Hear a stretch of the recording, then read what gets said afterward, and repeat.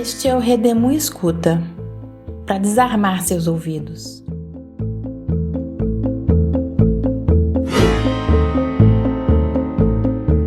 Redemoinho Escuta é um podcast idealizado, produzido e financiado pelo Coletivo Redemoinho, e eu sou a Rita Almeida, uma das fundadoras do coletivo. Se você quiser saber mais sobre o nosso trabalho e a proposta dessa série de podcasts, é só escutar o trailer do programa e o episódio de abertura. No programa de hoje, ouviremos a reconstituição de um fragmento da entrevista que fizemos a Márcio, eleitor de Bolsonaro. Entrevista feita por ligação telefônica e gravada em 29 de março de 2021.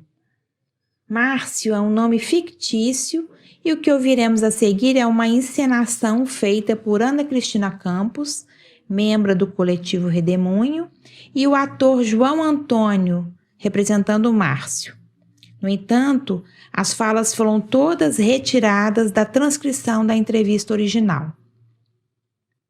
Depois de escutarmos atentamente a entrevista com o Márcio, eu estarei numa conversa com o coronel da reserva da Polícia Militar do Rio de Janeiro, Ibis Pereira, que também é doutorando, pesquisador do Núcleo de Identidade Brasileira e História Contemporânea da UERJ. Coronel Ibis tem uma rica experiência na área de política de segurança pública no Rio de Janeiro. Nesta conversa também estará Janete Cohen, que é médica psiquiatra no Rio de Janeiro e membro do coletivo Redemoinho. Bem, então vamos conhecer um pouco mais do Márcio. Márcio tem 35 anos, se identifica como homem heterossexual, branco e cristão, mas afirma que não frequenta nenhuma igreja. Tem ensino médio completo, é separado, tem um filho e mora em Minas Gerais. Trabalha como motorista autônomo e afirma ter votado em Bolsonaro no primeiro e segundo turnos. Márcio, eu queria começar nossa conversa perguntando para você quais foram os principais motivos que te fizeram votar no Bolsonaro na eleição passada. Olha, na eleição passada, eu creio que era uma necessidade naquele momento. Ele transmitiu uma revolta do povo com a situação que o país viveu por muitos anos. O país foi saqueado por um grupo político e a intenção deles era se perpetuar no poder. Então, eu via no Bolsonaro uma liderança que batia de frente, que tinha condições de vencer. Era uma pessoa que estava há anos e anos dentro da política e nunca se envolveu com grandes corrupções, né? Durante o tempo, a gente foi vendo que, às vezes, tinha pequenas corrupções, sim, mas nada que se compara ao que nós vivemos antes. Eu votei e não me arrependo de ter votado, não. Eu acho que se voltasse no tempo, eu voltaria de novo no Bolsonaro. Eu votava mesmo. Mas, além desse tema da corrupção, tem algum outro tema que fez que você se interessasse por Bolsonaro? Ah, tem sim. A questão da visão da esquerda brasileira de dar sempre razão para o bandido. Bolsonaro tinha até uma fala um pouco agressiva, né, lá, com relação a isso, mas a população entendia. O bandido tinha sempre razão e o cidadão, o trabalhador honesto, não tinha voz. Então, eu creio que nessas questões também me chamou a atenção para votar nele. Você pode contar para a gente por quais meios você se informa para chegar a essas informações que você nos traz? Eu via muito jornal, né, Globo, e todo dia era notícia somente de corrupção no país. Não é difícil da gente saber que no Brasil realmente aconteceu isso, né? Tanto é que as pessoas foram condenadas, muito dinheiro foi devolvido. Eu vi que o Bolsonaro estava fora disso tudo. Pelo menos até então, não se comprovou que ele fazia parte de um esquema desse de corrupção, né? Eu imaginava a honestidade dele. Por isso eu optei por ele. Em termos de violência, a violência no Brasil é algo que estava crescente. Eu acho que as penas no Brasil são muito brandas. Está certo, realmente, bandido é um ser humano também. Eu acho que as cadeias deviam ser melhor equipadas, devia melhorar muita coisa. Mas eu acho, em primeiro lugar, está saúde e educação. Eles vêm primeiro na minha forma de ver. Então, assim, se um cara que assassina tem que ficar preso o resto da vida, não tem que dar segunda chance para ele. Porque é igual o Bolsonaro fala, a vítima não tem segunda chance, não vai reviver uma pessoa, né? Eu acho que as penas deviam ser muito mais duras. Eu estou falando de um bandido, não é de um cara que rouba para comer. Eu falo de um assassino, um estuprador. Esses, para mim, tem que ficar a vida inteira na cadeia. Você falou que discorda da forma como o sistema prisional funciona no Brasil. Você não acredita em recuperação de criminosos? Você acha mesmo que uma pessoa que cometeu um crime vai ser bandido para sempre? Ou você acha que o nosso sistema prisional é que não recupera as pessoas? Não, eu acho que é realmente precária essa situação de presídio no Brasil, né? Eu acho que não devia colocar preso comum junto com presos perigosos. Tem que ter um investimento nessa área, né? É desumano, sim, uma cadeia superlotada. Com certeza alguém entra lá e sai pior, né? Por exemplo, a questão bandido que está lá dentro e está cometendo um crime fora, pelo celular. Muita coisa que eu acho que tem que ser melhorada, sabe? Mas eu acho que as penas em si têm que ser muito mais duras. Então você acha que as penas no Brasil são brandas? Ah, mas é demais. Principalmente para quem tem dinheiro. Tipo, um traficante tem dinheiro, rapidão ele sai de lá. Se for um traficante meia-boca, fica preso ali por muito tempo. Tudo no Brasil é uma questão de dinheiro. Um cara rico comete um assassinato, vai recorrer, recorrer e nunca vai ser preso. Eu acho que isso não é justiça, né? Mas então você está me dizendo que a questão não é bem se a justiça é dura ou não. Parece que a justiça é dura para quem é pobre, para quem não pode pagar. De qualquer forma, ela é branda. Porque uma pessoa comete um assassinato. Aí, 20 anos depois, está solto. Isso se ele cumprir os 20 anos, né? Porque às vezes ele é condenado a 20 anos e cumpre só um terço da pena. E se a pessoa tem dinheiro, piorou mais ainda. Márcio, você votaria de novo em Bolsonaro? Olha, eu penso que existem líderes mais capacitados para tratar todo o país. Então, eu pensaria em outras opções nas próximas eleições, viu? Mas exatamente o que, no que o Bolsonaro não atendeu suas expectativas? O que ele fez ou não fez que te levou, por exemplo, a decidir não votar nele de novo? Eu acho que a questão principal é a união do país. Eu acho que está muito dividido. As pessoas que odeiam o Bolsonaro não aceitam nada que ele fala. Se o Lula ganhar, vai ser a mesma coisa. Quem odeia o Lula não vai aceitar. Eu acho que se a nação estiver junta, estiver unida, a tendência de crescimento é muito maior. Se a gente conseguir achar alguém que transmita honestidade e que também possa unificar o país, eu acho que pode ser uma opção melhor, viu? Alguém para governar para todo mundo. Bem, então vou aqui dar boas-vindas ao Coronel Ibis Pereira e à Janete Cohen. A Janete é minha colega aqui do Coletivo Redemoinho. Nosso desafio aqui vai ser fazer uma escuta atenta, uma escuta generosa de um eleitor do Bolsonaro, no caso, o Márcio, né? É o caso de hoje. É muito comum a gente escutar, né, sobre essa dificuldade de nós, do campo da esquerda, do campo progressista, de compreender como se deu e como se dá a adesão a Bolsonaro. A gente costuma atribuir essa adesão à ignorância, ao mau caratismo, a um cinismo, ou a um vínculo fascista, né? A uma psicologia das massas, vamos dizer assim. Óbvio que essas formas de adesão, elas existem, e muitas delas são inabordáveis, blindadas ao debate.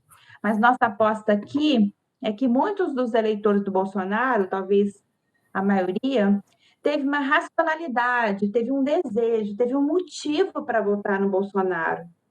E que talvez eles precisem ser entendidos, né, por aqueles interessados em pensar no seu horizonte político, a questão da educação política, né, e temas afins aí.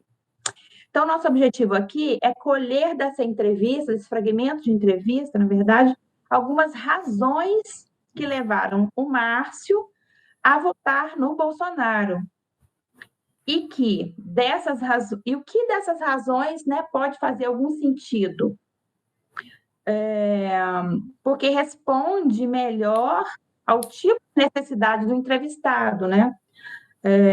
Ou ser um efeito também, né, da forma como a esquerda se comunica e se posiciona, né? O que há de razão nessa escolha por Bolsonaro? Que fissuras ou aberturas existem nessas razões e nas quais a esquerda, né, o campo progressista, podem entrar? Então, eu vou passar a palavra, né, para o Coronel Ives, já fazer uma primeira pergunta. A Janete fica à vontade, né, para intervir, participar conosco aqui, quando ela achar importante. E a minha pergunta é, né, o Coronel Ives teve acesso aí à entrevista do Márcio e pôde observar que um tema central ali é ligado à questão da segurança pública e direitos humanos, e por isso até que ele foi convidado aqui para estar com a gente. Então, eu gostaria mas que ele falasse, assim, o que ele entendeu dessa entrevista, que seriam pontos importantes, o que chamou a atenção nessa entrevista, e daí a gente começar aí a nossa conversa. Boa tarde. Em primeiro lugar, eu queria dizer que eu gostei de ler a entrevista. Eu acho que o Márcio, ele conseguiu ser muito claro em demonstrar as razões que o levaram a dar um voto de confiança ao atual presidente da República. E parece que essas razões, ou essa aposta, está ligada a uma certa insatisfação, ou um conjunto de insatisfações que motivaram o Márcio, né? Ele aponta para uma certa insatisfação com a questão da corrupção, né?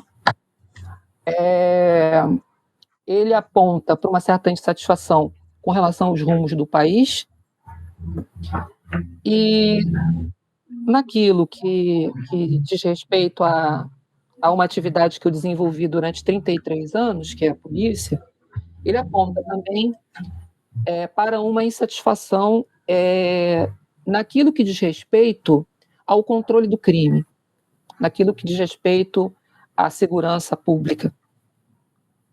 E ao fato, na opinião do Márcio, a gente não ter equacionado a segurança pública nos termos da Constituição de 88. Né? A Constituição de 88 é a primeira Constituição, é a Constituição que rompe, ou que procurou romper com o ciclo da ditadura, de 21 anos, é a Constituição que pela primeira vez traz um capítulo sobre segurança pública, é a Constituição que apresenta para a sociedade brasileira a segurança pública como um direito, que tem como princípio estruturante do Estado democrático de direito a dignidade humana, daí a centralidade dos direitos humanos.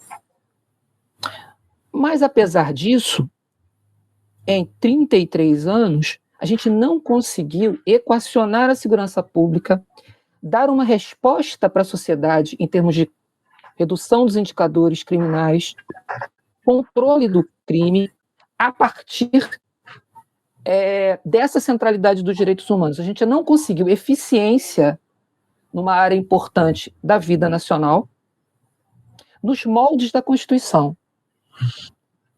Apesar da gente ter conseguido avançar em alguns aspectos, a gente ficou devendo em outros aspectos. e a gente chega com indicadores assim que são ruins.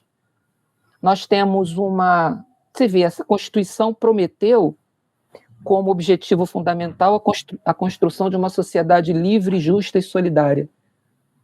E o Brasil chega hoje com uma das maiores populações de aprisionados do planeta. Nós temos, entre todas as democracias, seguramente, polícias que matam de uma maneira que é verdadeiramente assustadora, né? A polícia brasileira é muito letal no seu modo de operar. E tem o outro lado desse fato, que é a vitimação policial, né? O policial vitimiza e também sofre. Nós temos policiais que passam que estão nas ruas, policiando as cidades, no limite. As polícias brasileiras apresentam indicadores de suicídio, de ideação de suicídio, que são alarmantes. O que demonstra que é uma polícia que faz sofrer e sofre enormemente. O policial brasileiro sofre e faz sofrer. Talvez faça sofrer porque sofre. Tá? Porque, em última análise, esse homem que trabalha nas ruas da cidade, ele recebe toda essa demanda por ordem, essa demanda por redução de indicadores criminais, num cenário onde, em termos de resposta estrutural para lidar com o fenômeno do crime, políticas públicas substanciais para o enfrentamento do crime no médio e no curto prazo ainda são raridade no Brasil. Né? E o policial que está na ponta, ele fica com todo esse ônus de responder diante da sociedade pela resposta aos indicadores criminais, quando a resposta deveria ser não polícia, mas política pública. Né? A polícia é um elemento da política pública e não a resposta para o controle do crime. Né? Ela é parte da resposta. Com isso, o que acontece? A polícia deixa de ser, por todas essas ausências, ela deixa de ser parte da solução e passa a ser parte do problema. E com isso a gente acaba capturado, né, por esse discurso fácil que se apresenta a cada eleição, né, diante do cenário. Porque, veja, quando a gente lê a entrevista do Márcio, a gente percebe a insatisfação com a segurança pública significa concretamente medo. O medo de sair às ruas em determinados horários, de ser vítima de um roubo, o medo de ser vítima de uma bala perdida, o medo de comprar um carro e ser roubado. Esse medo é concreto, porque, como eu disse, a gente não conseguiu equacionar a segurança pública de uma maneira eficiente, respeitando os direitos humanos. E quando a gente lida com o medo ele pode ser facilmente instrumentalizado ao ponto de se converter em ódio. Basta que, através de um discurso de ocasião, por exemplo, numa eleição, alguém diga qual a razão do nosso medo. Aí esse alguém aparece e diz: é a esquerda, são os defensores de direitos humanos. Bandido bom é bandido morto. E aberrações do tipo.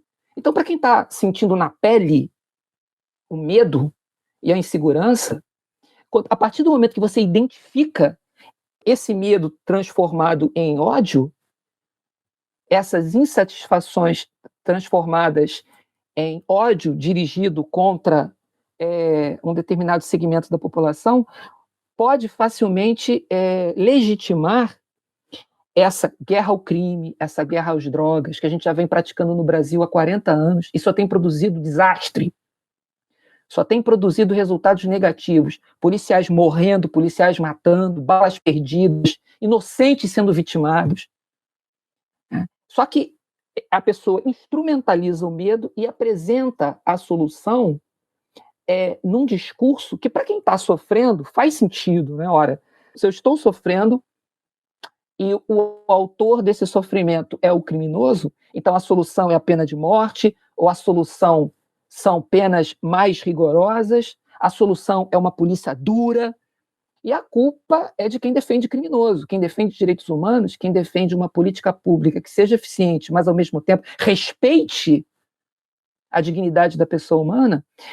Essas pessoas podem ser identificadas facilmente com todo esse clima de insatisfação e de medo e de ódio, de polarização, como pessoas que, na realidade, acabam não apresentando solução, mas sendo óbices para a solução. Então, eu acho que aí tem um desafio na entrevista do Márcio para o nosso campo, né? Então, qual é o desafio para a gente? É mostrar que é possível fazer segurança pública de uma maneira eficiente e, ao mesmo tempo, que promova e proteja a dignidade de todas as pessoas, né? Inclusive daqueles que praticam o crime. Porque quando a gente lê a entrevista do Márcio, a gente percebe, o Márcio é favorável a um sistema de encarceramento mais humano. Ele reconhece que criminosos também são seres humanos. Ele reconhece isso. A insatisfação dele é de olhar para o cenário e dizer, caramba, não tem solução para isso? Tem solução para isso, Márcio. A solução para isso é política pública. A solução para isso é pensar a segurança pública de uma maneira mais sistematizada, né, de uma maneira mais orgânica. É fazer com que todas as agências que, direta ou indiretamente, têm que responder ao fenômeno do crime, possam trabalhar em harmonia, como uma totalidade orgânica, o que definitivamente não acontece no Brasil. A gente aqui fragmenta as atribuições em 3 níveis de decisão, né? No nível federal, no nível estadual e no nível municipal. Normalmente o cidadão vê o crime e vê a resposta do crime muito, muito baseado nas instituições policiais que ele enxerga, que são as instituições estaduais, né? A política de armas, por exemplo, a arma que mata, o responsável pela formulação de uma política de controle de armas e munições não são os estados, é a União Federal. A droga, que é uma temática também muito associada à violência criminal, quem formula a política de drogas no Brasil não são os estados, é a União Federal. Quem tem que reprimir drogas e armas é a Polícia Federal, não são as polícias estaduais. Se a gente quiser pensar, por exemplo, ele fala na entrevista dele na questão dos homicídios e tal, se a gente quiser formular uma política séria de redução de homicídios no Brasil, a gente não pode esquecer os municípios. A gente tem que envolver os municípios, porque prevenção começa no município. Mas no Brasil a gente não fala de prevenção. É por isso que o Márcio é levado a apostar, não só ele, mas muitas pessoas, a apostar na pena. Ora, quando a gente está falando de pena, a gente já está falando de um crime que aconteceu. A gente precisa de um modelo onde os homicídios possam ser reduzidos, onde os roubos possam ser reduzidos. E não apostar em mais cárcere e mais pena. Porque quando a aposta é essa, a gente abriu mão da prevenção. Agora, para fazer prevenção, você tem que envolver todos esses atores. Você não pode deixar o município de fora. O município é um ator fundamental em segurança pública. Porque tudo começa pelo município. Se a gente quiser reduzir crime, a gente precisa envolver a juventude, tem que ter política para a juventude. A juventude é o principal vitimador e a principal vítima. No Brasil, a principal vítima do homicídio tem até 29 anos.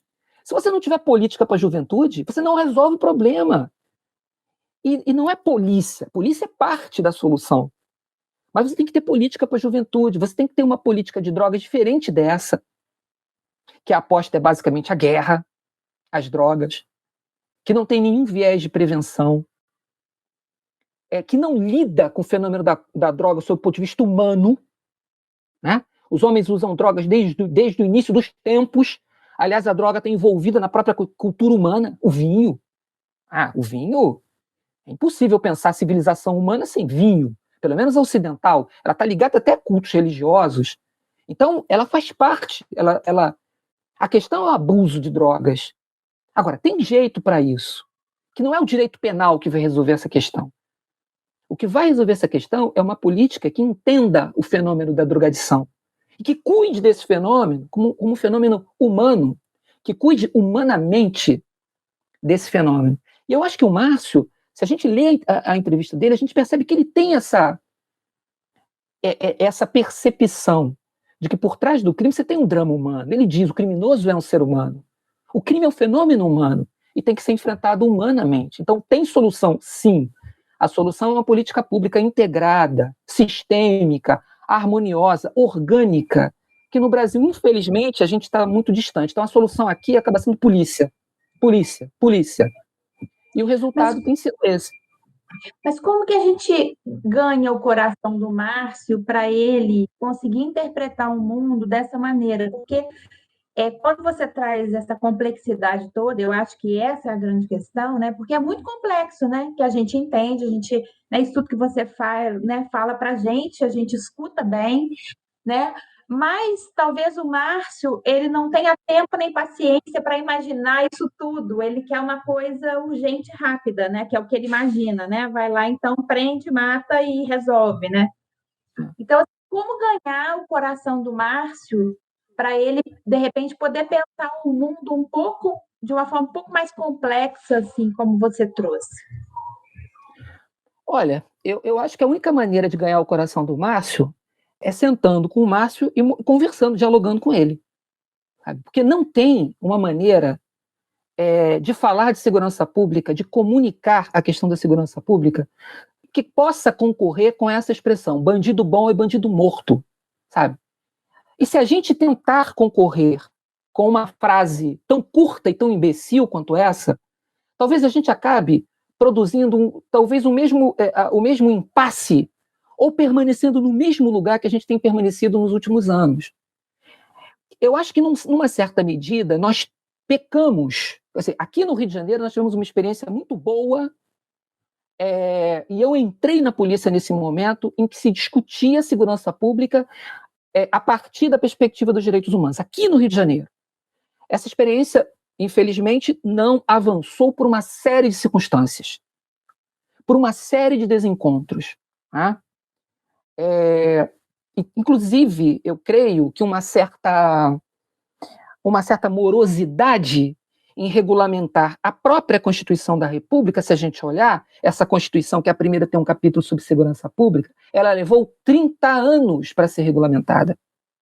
Ela traz um capítulo sobre segurança pública e permanece 30 anos sem regulamentar. O resultado disso é que as instituições no Brasil, que foram criadas ou que existem para dar conta do fenômeno criminal, elas funcionam como ilhas. Né? Porque a gente levou 30 anos para regulamentar a Constituição, e quando a gente decidiu fazer isso, a gente fez isso no ano de eleição e no governo Temer.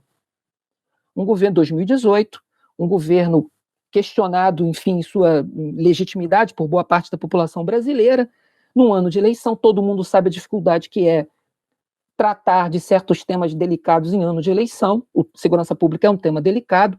A gente regulamentou a Constituição num momento político que talvez não fosse o mais interessante. O resultado é que está aí. Hoje a gente tem uma lei que tentou transformar a segurança pública num sistema, mas é uma lei que ainda que engatinha, que patina.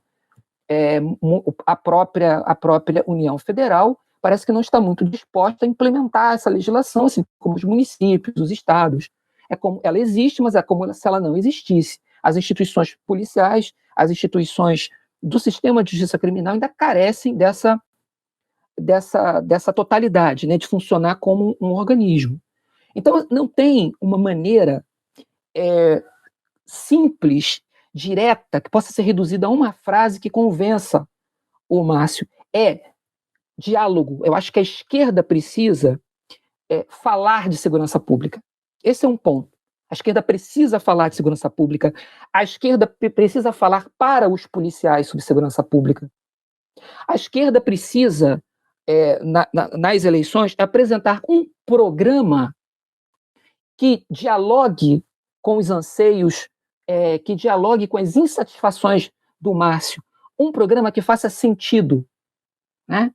Que, ao mesmo tempo, demonstre a necessidade da gente fazer com que essas instituições trabalhem organicamente, um programa que faça a crítica da política de segurança centrada na perspectiva da guerra, que mostre para o Márcio e para os eleitores desse campo que existe saída para a segurança pública, mas essa saída é através do planejamento, é através do desenho de instituições que seja um desenho mais adequado para enfrentar o fenômeno do crime, e não com verborragia, e não com palavras fáceis, porque dizer que bandido bom é bandido morto, isso não é saída para nada, isso é um discurso vazio, isso não é resposta para absolutamente nada. Então, assim, eu acho que a questão é essa. A esquerda precisa tomar esse tema como um tema para ela, no campo progressista. A segurança pública tem que ser um tema das eleições municipais, um tema nos programas dos partidos de esquerda.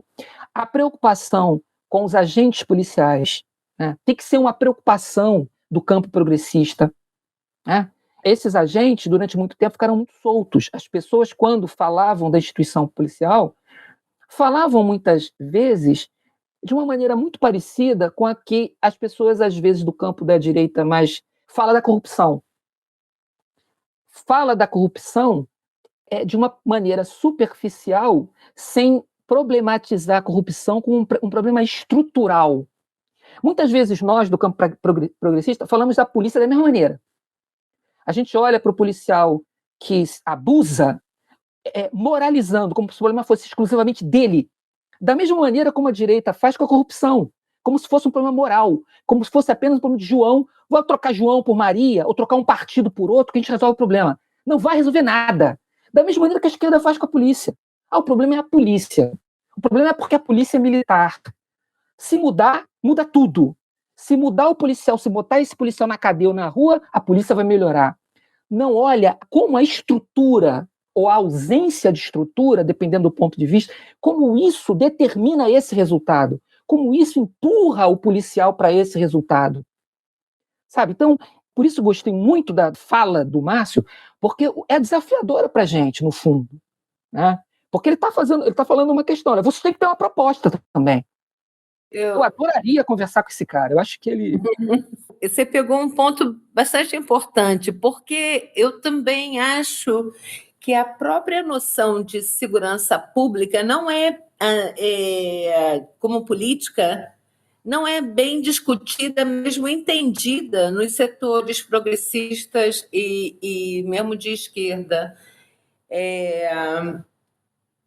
Eu mesma vi pessoas questionando, né, o que é segurança pública para mim, é segurança no sentido da política, é segurança alimentar, é segurança habitacional, é segurança da pessoa andar livre no seu bairro, né? Ter o direito garantido de não ser assediado ou assaltado, né? Então, essa visão mais ampla, eu acho que o mesmo campo progressista não tem de segurança, né? E eu, quando estava ouvindo, né, a essa entrevista, eu me vi muito reativa também, né? Como você falou, a gente diminui o nosso próprio discurso para dar um papum assim, de resposta, no sentido de...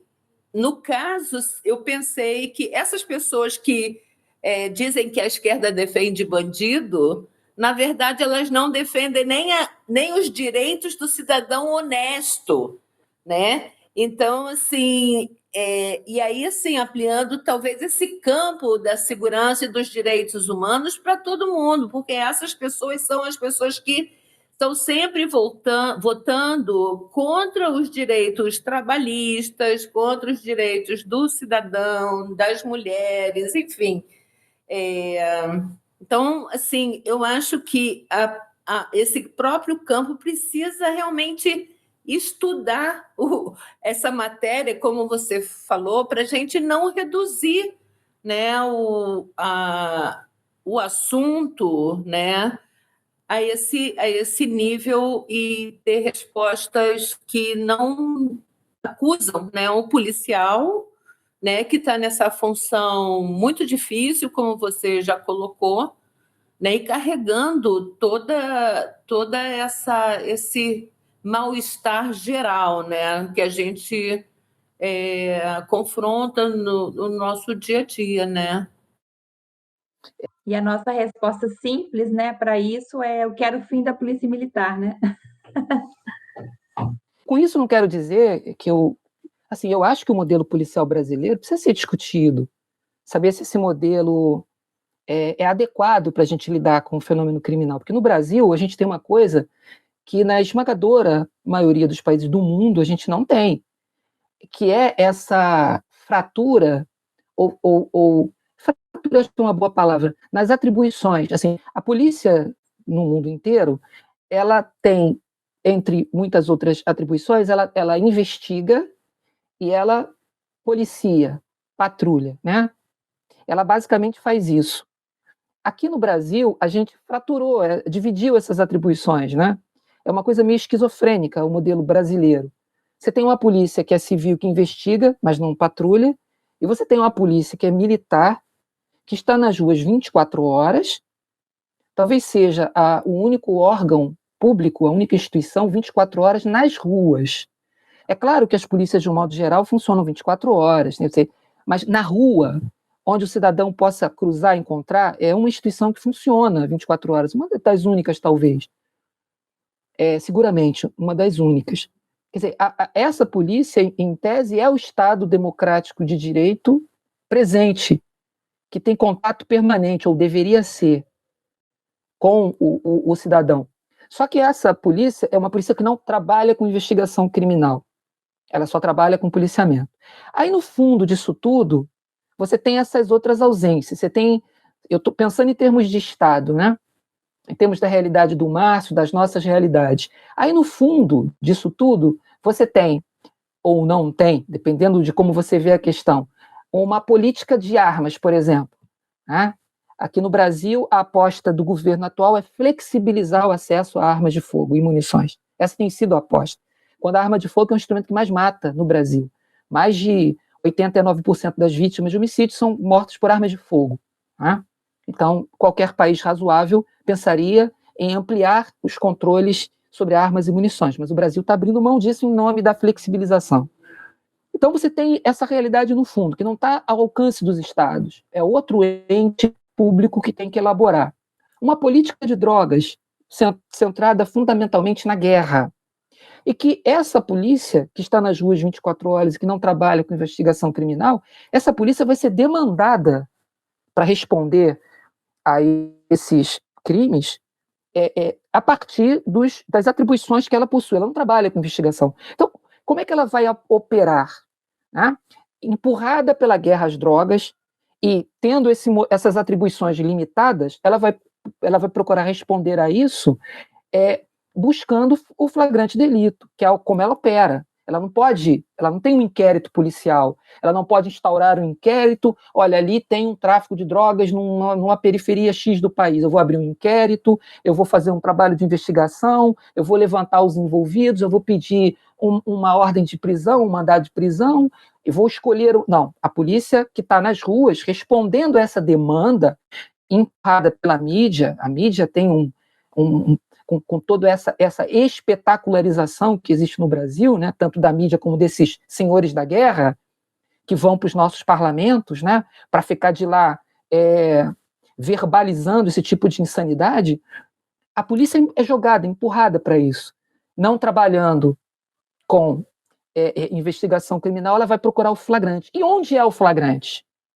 Não é num condomínio nobre da cidade, onde a droga chega por uma ligação telefônica. É na periferia, na favela. Porque lá, indo lá, você identifica claramente quem está envolvido ou não, visualmente.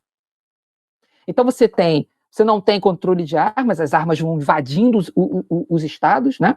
Aqui no Rio de Janeiro, a gente sofre muito com essa falta de atuação do governo federal. Você tem uma política de drogas que empurra a polícia para a guerra, você tem uma polícia na ponta que não faz investigação e vai procurar o flagrante. Você tem um cenário montado para guerra urbana, permanente, diária. A gente está fazendo isso há 40 anos.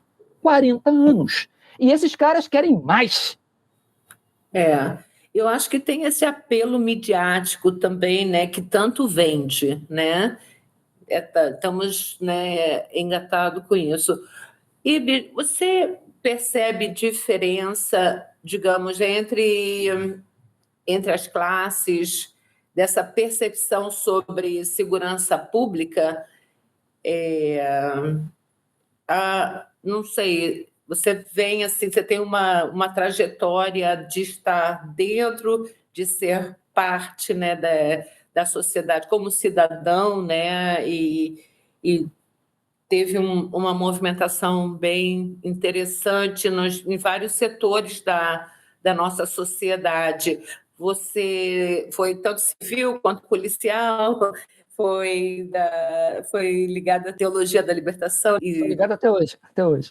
é ligada até hoje, então. Mas, assim, você meio que circula, né, em vários ambientes. Você nota a diferença nessa percepção da segurança e o que fazer com com a situação de medo que você apontou, porque parece os direitos humanos para algumas classes é garantido, né? Take for granted, né? Não nem pensam sobre isso. Em outras classes isso não existe, não é uma coisa tão longe da realidade que eles não, assim, é muito longe, né, pensar em direitos democráticos para determinadas classes, quando na verdade está se falando talvez até mesmo da segurança já nesse nível dos direitos humanos para as pessoas de comunidade das classes mais pobres. Você nota a diferença de percepção desse tópico, desse assunto? Sem dúvida, Janete. Porque, na verdade, Janete, essa ideia de que a esquerda defende criminosos, ela é uma variante da ideia do bandido bom e bandido morto. Né? Essa ideia, ela não é construída na redemocratização. Ela já vinha de antes. É claro que na redemocratização, né, a questão dos direitos humanos, a palavra ela entra no nosso discurso, porque na ditadura os direitos humanos foram usados, né, como argumento jurídico, inclusive para defender preso político, e na abertura, no processo de redemocratização, essa ideia ela foi espraiada para o conjunto das pessoas, porque nada mais é do que dizer o seguinte: olha, a gente tem que fazer segurança pública, mas sem abusar, a gente tem que fazer segurança pública, mas promovendo também a dignidade dos seres humanos. Porque senão você faz qualquer coisa menos segurança pública numa democracia, né? Porque na democracia, central são as pessoas, é o ser humano, não é o mercado, né? Hoje, com o neoliberalismo, o centro não são pessoas, é o mercado. Então, essa segurança pública que está aí, violenta, brutal, é muito adequada para esse discurso, para esse modelo de sociedade, né, que é o neoliberalismo, cujo centro é o mercado, o centro é a economia. Mas se a gente olhar, isso vem de muito antes. O Drummond, ele tem um poema dos anos 40 em que ele fala da morte de um leiteiro, né? E nesse que ele conta que um leiteiro sai do subúrbio para entregar leite bom para pessoas ruins. E esse leiteiro é confundido com um assaltante e é morto pelo dono da casa. E ele diz lá no poema: há no país uma sentença que bandido se mata com tiro. O Drummond está dizendo isso nos anos 40. Não é diferente do que esses senhores da guerra ficam vomitando hoje nos parlamentos brasileiros, empurrando a polícia para matar e para morrer, com esse discurso infame do bandido bom e bandido morto. É o mesmo discurso. O discurso que esses senhores fazem hoje, os avós deles já faziam há muito tempo atrás. E os tataravós faziam no século XIX. Porque a verdade é que esse país aqui pretendeu construir uma república a partir de mais de 350 anos de escravidão, de violência, de um modelo econômico que formou uma sociedade onde a violência é uma gramática válida nas nossas relações sociais. A gente construiu uma república voltando as costas para esse passado. Se você pegar o hino da república, a república tem um hino. Né? Eu aprendi a cantar isso, a gente cantava todos os hinos no quartel. O hino da república tem uma estrofe que diz: olha, a gente quase não acredita que um país tão maravilhoso como o nosso tenha tido escravos outrora. Era um ano atrás. A gente fez uma Constituição, a primeira Constituição da República de 1891, não tem nenhuma palavra sobre o que fazer com aquela massa que foi despejada Abriram as portas da senzala, botou todo mundo para fora e trouxe o imigrante para trabalhar. Essa massa ficou marginalizada, e está marginalizada até hoje. Apesar de todos os avanços dos últimos anos, ela continua marginalizada até hoje. Não é por acaso que a principal vítima dos homicídios é negra. É o jovem negro. Né? A média de idade é 21 anos, é a pior idade. A gente vive num país onde a idade mais perigosa é 21 anos. É mais perigosa se você for negro, sexo masculino e morar na favela. É impossível, é preciso ter muita... É preciso ter muita maldade e um desconhecimento completo do passado desse país para não perceber nesse estado de coisas e nessa mentalidade das classes mais nobres do Brasil, mais ricas desse país. Eu uso a palavra nobre porque eles se enxergam dessa maneira, né? É impossível não perceber que é uma continuação de um passado que a gente não resolveu. É um passado que ainda está vivo. Né? Assim, toda essa violência que acontece na periferia, isso acontecia nas senzalas, no espaço da Casa Grande, apesar da gente ter uma Constituição que proibia penas cruéis. A Constituição de 1824, que foi a Constituição que mais tempo durou nesse país, ela atravessou todo o Império, ela proibia penas cruéis. Mas isso foi se flexibilizando no Código Criminal, isso foi se flexibilizando nas portarias da polícia. Aquela Constituição nunca valeu no espaço da senzala. Lá valia o Código Criminal do dono do engenho, do senhor de engenho.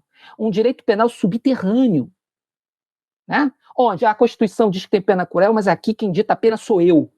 Não é muito diferente do que acontece hoje. A Constituição diz que a dignidade da pessoa humana é fundamental. Não tem pena de morte no Brasil.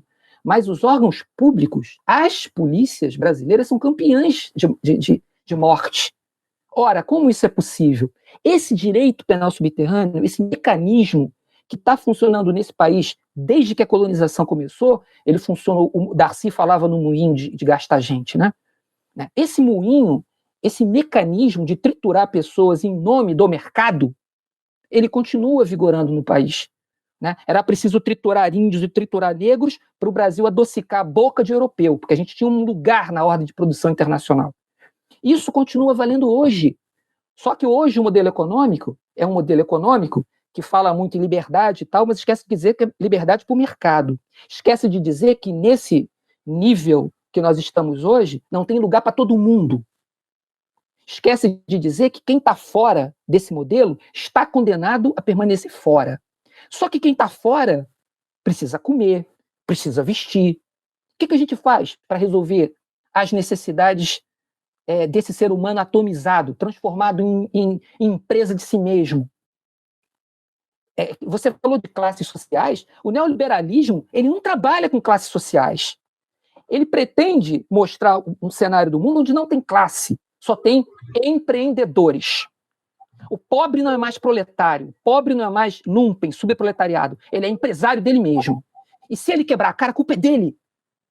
Se ele quebrar a cara, a responsabilidade é dele. Agora, como é que esse negócio não explode? Você precisa de um sistema brutal de repressão, você precisa de muito direito penal, muita cadeia cheia para segurar isso daí, para isso aí não explodir. E aí não importa. Na cabeça dessa gente, o policial descobre um número. Se morrer um hoje, um amanhã, a gente chama de herói? A gente entrega uma bandeira para a esposa dele, uma medalha e tá bom. Vamos abrir concurso e botar mais gente aqui, porque a máquina de triturar não pode parar.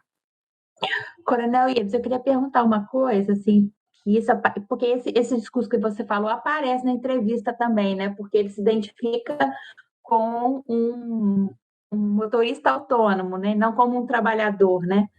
Ele não se identifica, né, com essa questão que é bastante também faz bastante sentido com o contexto, né?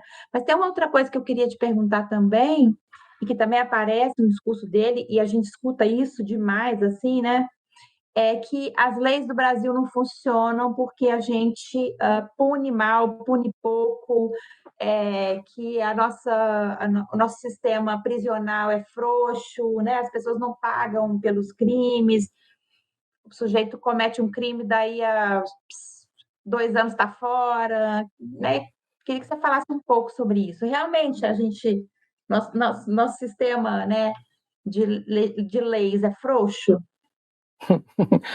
Olha, eu gosto muito de lembrar, voltando ao Drummond, que é um poeta que eu gosto muito. O Drummond tem um poema chamado A Flor e a Náusea, que ele diz assim: os lírios não nascem da lei. Aqui a gente tem o Brasil é um país muito, muito curioso. Ele quer resolver todos os problemas com legislação, todos os problemas com lei. E a gente é levado a imaginar que o problema do sistema de justiça, o problema do controle do crime, está associado às leis.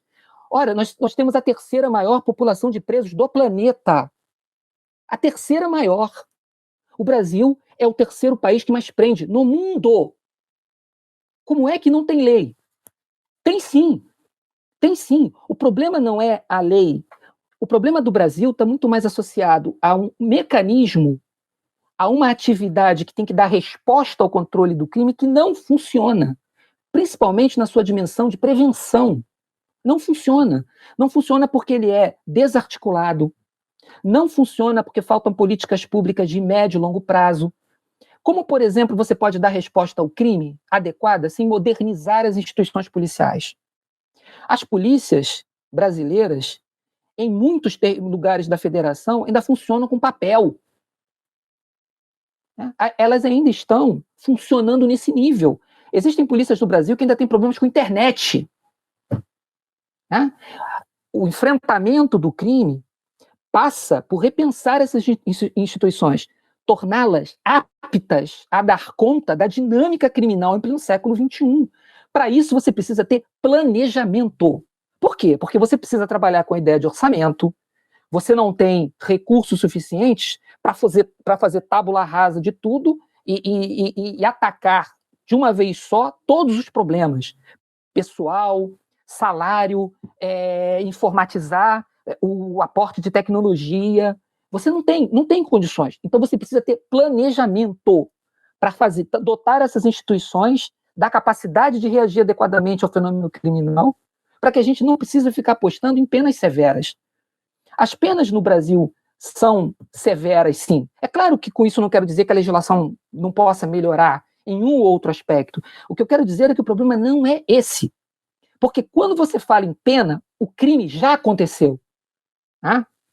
A gente precisa pensar um modo de convivência, um desenho, uma arquitetura institucional, onde a regra seja crime a menor quantidade possível, é redução de crime, é prevenção, portanto.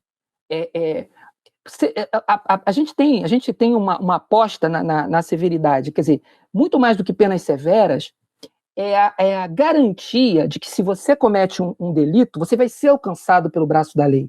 Né? Eu costumo brincar dizendo que a igreja ela ameaça o ser humano há mais de 2000 anos com a pena mais severa que possa existir, que é padecer uma eternidade de suplícios num lugar chamado inferno.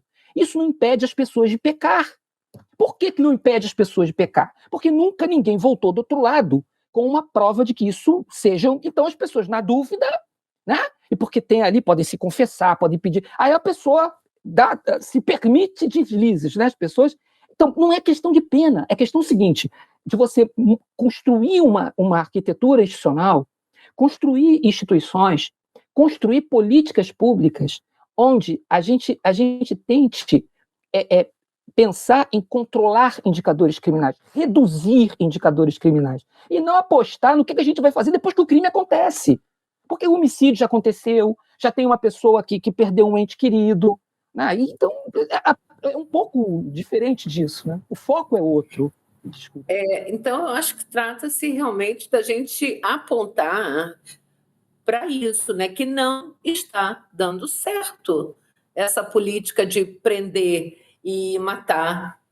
Está aí há vários anos e não está dando certo, né? Isso que é propagado por esse tipo de visão, né, de mundo de punitivista, né? Eu acho que eu assim, eu gostaria de dar respostas para o Márcio o tempo todo, né? Eu fico aqui pensando, assim, você falou, assim, talvez não se trata de resposta, porque trata-se realmente de fazer esse debate, que eu acho muito precário realmente na nossa sociedade, como eu falei antes, né? A própria esquerda, o campo progressista, elas não foca muito nessa área, mas não dessa maneira, né? Mas assim, Janete, você sabe que a tua pergunta anterior, que eu acho que não respondi totalmente, assim, isso que você estava falando, essa dificuldade de você falar isso, de você comunicar. Porque assim, você tem uma parcela da população que aposta na repressão, né, que é herdeira de uma mentalidade autoritária, né, que vai atravessando aí os nossos donos de engenho, que hoje os seus netos, seus bisnetos, seus tataranetos estão aí, né? O Brasil tem seus donos, né? O Brasil tem seus donos. Para muita gente, esse país aqui é uma empresa que tem que dar lucro, não é um país que contemple todas as pessoas, mas muita gente enxerga o Brasil como uma empresa. Isso aqui tem que dar lucro para ela e para os seus. Tá? E eu me lembrava de uma vez que eu comandei um batalhão e eu fui a uma reunião de intelectuais, artistas, né? A chamada nata da sociedade, e uma pessoa me interpelou para dizer que a solução para o município onde eu atuava era matar mais umas 400 pessoas numa determinada favela. Então, a solução, na cabeça dele, que muita gente pensa isso, ele teve a coragem de verbalizar, mas o fato é que muita gente realmente tem essa percepção, acha que isso é solução para alguma coisa, tem esse nível de desumanidade, porque não enxerga o outro como outro, né? Enxerga o outro como coisa, isso é herança da escravidão, né? As nossas sensibilidades foram moldadas dessa maneira, né? Uma parte da sociedade olhar para a outra como resto, como coisa, como escravo, né? Como alguém que tem a sua humanidade reduzida. A República não resolveu isso, devia ter resolvido isso com política pública, com educação, né? De reconhecimento do outro, não resolveu. Por isso que essa mentalidade continua, né? O bandido bom é bandido morto, o leiteiro confundido com assaltante, esse negócio todo. A República se inaugura com as forças da ordem, da civilização, indo para Canudos degolar gente, degolar brasileiros. A República Brasileira se inaugurou assim. Assim. Ou seja, uma república que tem uma raiz autoritária que ainda está presente hoje em muitas instituições que carregam isso como uma marca, né? O Darcy dizia que dentro de cada brasileiro ou brasileiro tem uma marca do produto da escravidão, ou do torturador ou do torturado. Nós todos somos atravessados por isso. E, curiosamente, eu fui nessa favela onde aquele membro da ilustre elite dizia que a solução estava ali, era só cercar e matar uns 400, e eu ouvi de lá uma reclamação de que as pessoas que moram lá também não querem o tráfico, também não querem a milícia, não querem o tráfico, querem que a polícia seja dura, mas querem que a polícia respeite o trabalhador. Tem essa... E isso que às vezes torna difícil, e às vezes... Porque esse discurso, digamos assim, conservador, para usar a palavra, ele não está presente. O discurso da nossa elite é parte conservador e parte reacionário, né? Mas a nossa periferia, ela não quer o tráfico na porta dela. Ela não quer conviver com a milícia. Ela não quer conviver com o crime. E a gente tem que dar uma resposta para essa pessoa. E qual é a resposta que a gente tem que dar para essa pessoa? Uma polícia que seja eficiente e que as respeite. Sabe? É inaceitável. Mas no Brasil, qualquer patrulha rodando a rua, 3, 4 policiais começam uma guerra. É inaceitável. O sujeito está na rua, resolve fazer uma operação, ou a pretexto de uma chamada, e começa uma guerra. Meu Deus do céu! Assim, uma questão básica é o controle do uso da força para a segurança dos próprios policiais. Se você não tem protocolos claros, se você faz vista grossa para essa autonomização das polícias, e a aposta hoje desse momento político que a gente está vivendo é a aposta na autonomização, de que a polícia tem que ter liberdade, ninguém está tolindo a liberdade, mas é preciso ter uma racionalidade democrática no uso da polícia. Não tem problema fazer operação na periferia e na favela, para prender quem está cometendo um crime. Aliás, essas pessoas têm que ser presas mesmo. O que a gente não pode aceitar é operações feitas de qualquer maneira. O que a gente não pode aceitar é chacina. O que a gente não pode admitir é que a polícia entre e mate aos borbotões, como acontece hoje. Isso é inaceitável. Tem que fazer, tem que cumprir a lei, mas promovendo os princípios e valores do Estado democrático de direito. Porque se a gente não fizer isso, a gente começa a corromper a democracia. E eu não tenho dúvida que boa parte da desgraça que nós estamos vivendo hoje, dessa insatisfação com a própria democracia, essa crise, tem uma relação com isso, né? Com esse descrédito. Porque você fala numa Constituição que tem, na dignidade da pessoa humana, o seu eixo central. Quando essa Constituição vigorou nas favelas brasileiras? Quando foi? Olha a situação, o nível de vida dessas pessoas. A fome está voltando para o panorama brasileiro. Tem 14 milhões de desempregados. A gente não conseguiu níveis satisfatórios de segurança pública. A polícia matando nessa guerra louca que a gente não consegue sair.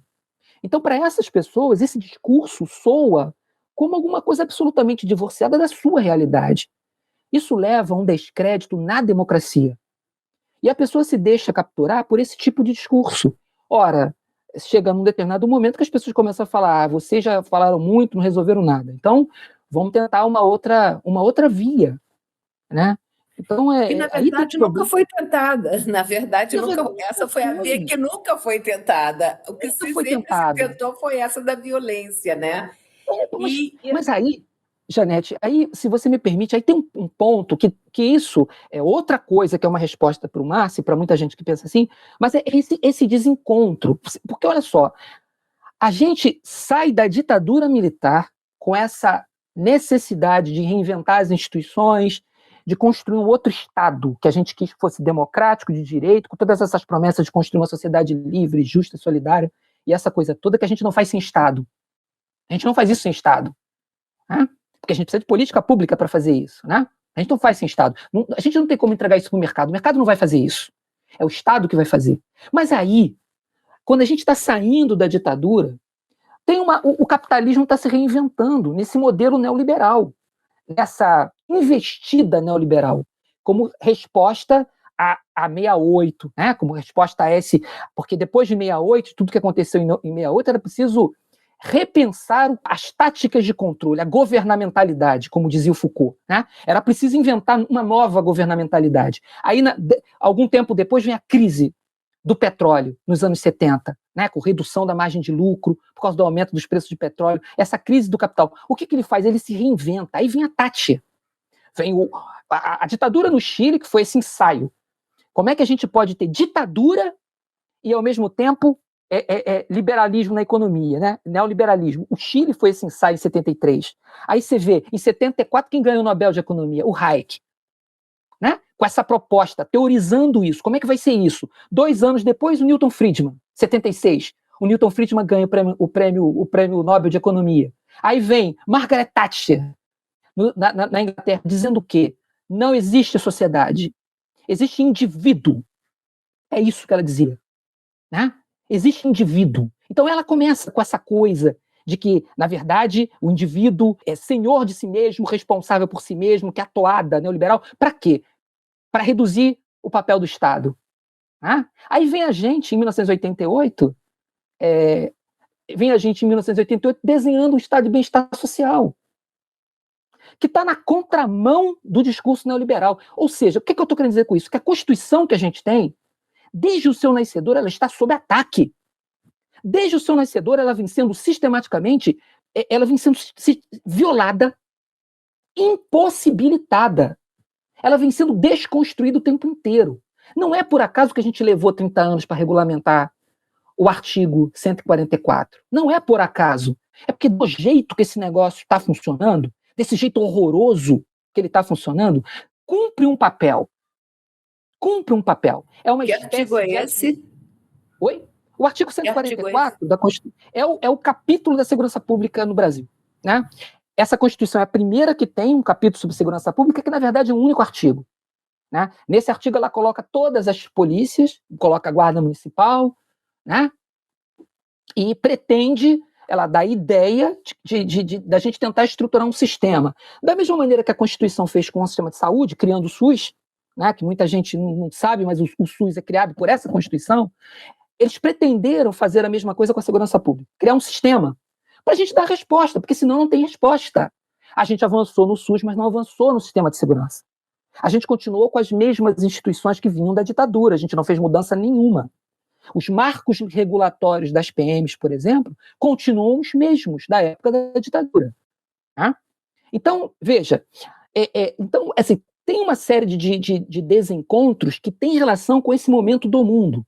A gente pretende construir uma democracia, um Estado democrático de direito, mas o capitalismo está se reinventando, e de uma maneira diferente. Né? Esse movimento, o neoliberalismo, ele não é só uma teoria econômica, ele é uma forma social. Ele formata subjetividades. A gente está falando de uma pessoa que é motorista de Uber, que é violentado por esse modelo, por essa proposta de trabalho, mas eles querem que essa pessoa se reconheça como um empreendedor. Esse discurso da meritocracia, essa mentira que é a meritocracia, né, é outra face dessa mesma perspectiva, que é a neoliberal. Não tem classe. Cada um cuida de si. E o Estado serve para quê? O Estado é o vigia noturno. O Estado cuida de segurança. O Estado é para cuidar daqueles que não se enquadrarem, de quem está na margem, de quem está sobrando, e a gente não sabe o que fazer com eles. É por isso que a gente levou 30 anos para regulamentar a Constituição. É porque a gente não quis enfrentar esse desafio. Porque as polícias funcionam desse jeito horroroso, matando e morrendo, interessa a essas pessoas que querem fazer desse país um negócio, e não um país de todo mundo, um país com P maiúsculo. Porque se quisessem, tinham mudado isso. Coronel Ives, a gente vai precisar encerrar, e eu queria fazer uma última pergunta, assim, né, para a gente finalizar. Eu queria que você falasse com o Márcio, assim, em poucas palavras, né, e trouxesse para ele arejasse um pouco, assim, né, essa posição dele, trazer ele para o nosso lado, assim, meio que ganhar o coração dele. O que você diria para ele? Eu diria que, em primeiro lugar, foi muito, muito prazeroso para mim ler a entrevista, do fundo do coração. Eu vi no Márcio, porque assim, eu acredito no diálogo. Aliás, eu já apanhei muito por acreditar no diálogo, e eu continuo acreditando no diálogo. Eu não abro mão de tentar conversar com as pessoas. E eu percebi, em primeiro lugar, no Márcio, uma pessoa honesta nas suas intenções, honesta na sua leitura de mundo, uma pessoa que realmente votou num determinado momento no modelo, porque acreditou, porque confiou no discurso, porque estava insatisfeita, e eu acho isso muito, muito decente, muito honesto da pessoa, de tentar procurar uma via a partir de um cenário muito desagradável. Mas o que eu queria dizer para ele é que essa não é a via. Na realidade, esse governo que foi eleito, ele aprofunda os problemas desse país, porque ele não rompe com o modelo que é o autor, o produtor, a raiz de todos esses problemas, que é você abandonar a criatura humana à sua própria sorte. Um país, um Estado tem que cuidar dos seus.